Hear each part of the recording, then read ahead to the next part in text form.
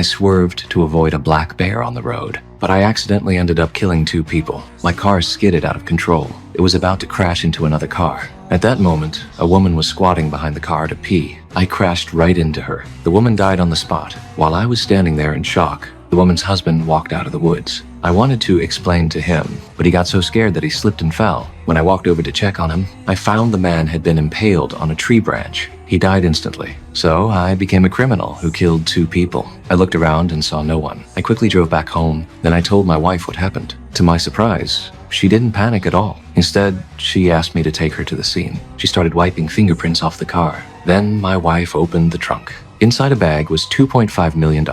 I was shocked when I saw all that cash, but the owner of the money was already dead. So my wife decided to move the 2 bodies back with us. That way, the money would be ours. Back home, we started counting the cash. To spend this fortune without raising suspicion, we had to get rid of the bodies. So we moved the bodies downstream. Then we covered them with a lot of honey, because the black bears in the mountains love honey. This way, the bears would not only dispose of the bodies, but we could also blame the crime on them. I thought the plan was flawless, but when we went to check the next day, the 2 bodies were completely untouched. What scared us even more, there was now a 3rd body next to them. I suspected someone had discovered our plan. To avoid suspicion from the police, I moved all 3 bodies back to the original scene. Soon the police found 3 bodies in the car. Later, we went to the supermarket. We used the money to buy a 50-inch TV for our home. Then we went to a bar to celebrate. However, the police reviewed the nearby surveillance footage. They suspected we might be the killers, because the crime scene was right near our house. They also noticed we had bought a big TV. The sheriff concluded that we were the murderers. At that moment, I pulled out a hammer.